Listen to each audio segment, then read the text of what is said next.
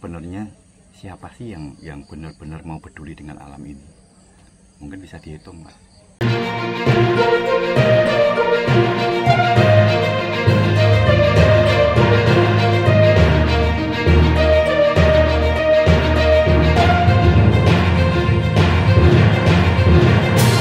Selamat pagi, Pak. Selamat pagi, Pak.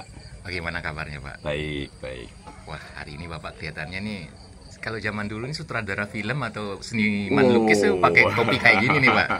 Apalagi pemandangannya sawah seperti ini kan. Nah, dengan adanya keindahan seperti ini, bagaimana perasaan Bapak sebagai bangsa Indonesia, Pak?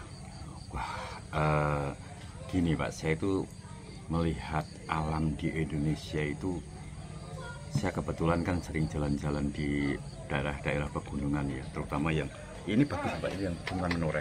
Itu wilayah Di belakang itu Pegunungan Menoreh. Iya. Ya. Itu wilayah yang benar-benar kalau pagi itu kabutnya tuh masih banyak.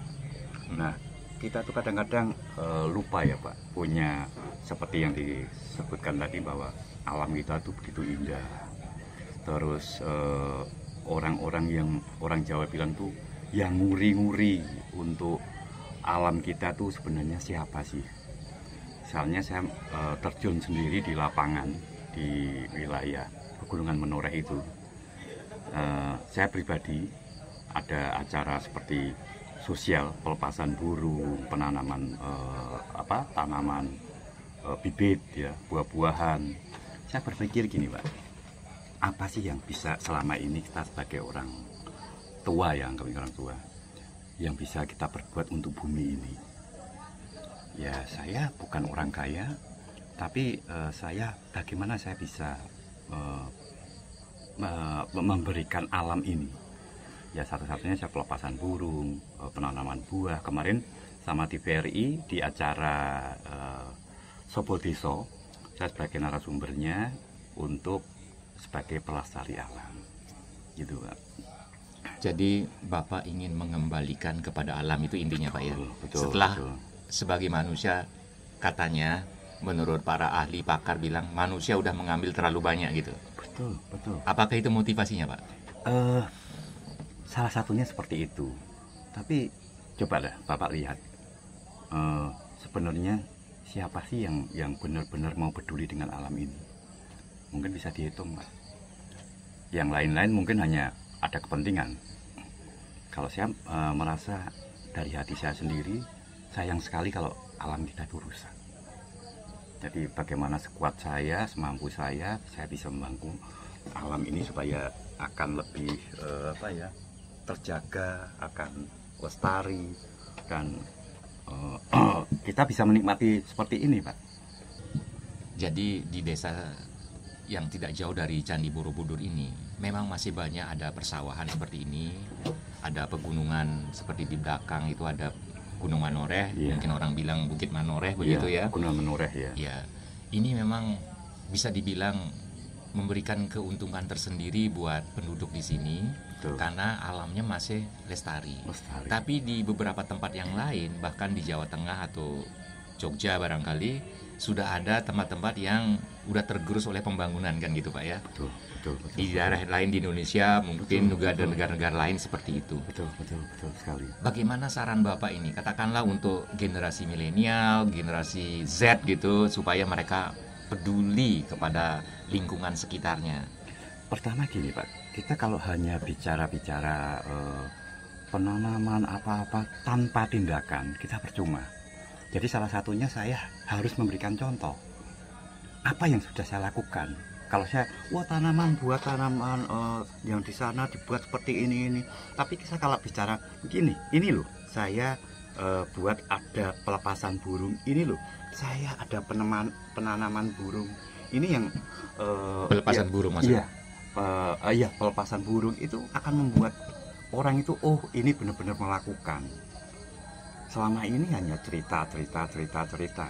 Dan akhirnya ya, saya asli orang Jogja, Pak. Asli orang Jogja, dulu di jalan Bidan Katamso tempat saya itu tanaman banyak sekali, Pak. Banyak, kita jalan kaki udah segar. Sekarang sudah ya mulai tanaman-tanaman habis, bangunan-bangunan sudah mulai banyak dipugar sehingga tanaman-tanaman itu berkurang. Nah ini saya jalannya itu sebenarnya memang di pinggiran Jogja. Itu masih banyak alami, kayak di Wonosari, kayak di Imogiri, kayak di Pegunungan Menoreh, itu dikelilingi tanaman-tanaman yang sebenarnya masih subur. Ya itu yang harus benar-benar kita jaga, Pak. Iya. Itu yang harus benar-benar kita jaga untuk supaya alam itu lestari. Kemudian kan Indonesia ini saat ini sedang tahun politik. Iya. Pak Jokowi sudah akan selesai masa tugasnya baktinya sebagai presiden pada 2024. Iya. Dan akan terjadi yang namanya pemilihan presiden, ada pemilihan yang lain, legislatif, dan sebagainya. Itu kalau balik cerita yang tadi tentang pelestarian alam, lingkungan, yang mengarah pada akhirnya adalah untuk kesejahteraan umat manusia ya, katakanlah untuk bangsa Indonesia. Tentu karena Pak Jokowi katanya tidak bisa lagi 3 periode, tentu harus ada pemimpin baru. Betul. Dalam pikiran Bapak, sebelum kita bicara tentang siapa orangnya yang cocok kan gitu Pak, kalau dari segi kriteria atau yang Bapak idam-idamkan seorang capres dan cawapresnya nanti, kan nggak bisa ngomong capres saja nih Pak, cawapresnya juga itu kriterianya seperti apa yang Bapak inginkan? Selain peraturan perundang-undangan lah, itu pasti mereka bisa penuhin lah. Kalau saya kan ini saya bukan orang politik, saya orang umum ya. Saya menilai dari segi yang sudah disodorkan, kita lihat siapa sih yang disodorkan. Tapi kita nyata, kalau memang sudah nyata ya, kita melihat Pak Jokowi itu memang hebat. Itu mau nggak mau, kalau memang dia bisa dikatakan ekstrimnya ya, seumur hidup itu, wah Indonesia pasti bagus. Tapi mau nggak mau kita ada aturan, harus ada pengganti yang seperti Pak Jokowi.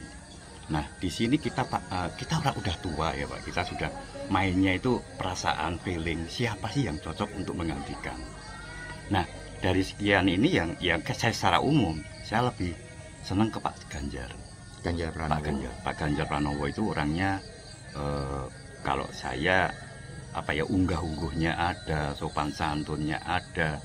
Seorang pemimpin kan butuh itu Pak, bukan butuh orang-orang yang hanya pinter aja, tapi kita harus punya moral. Ya kalau kita lihat aja lah Pak Jokowi itu orang menurut saya orang cerdas sekali enggak, tapi nyatanya membangun Indonesia itu benar-benar kita nyata merasakan Mbak.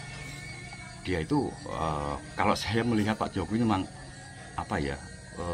wibawanya, terus dia punya sesuatu kelebihan lah dibanding presiden-presiden lain. Nah saya berharap kalau untuk sementara ini saya suka Pak Ganjar Pranowo. Yang lain-lain saya belum tertarik. Saya tertarik dengan modelnya Pak Ganjar, dia mau kelihatan bermasyarakat, sama orang itu dia ramah. Itu penglihatan saya sementara seperti itu.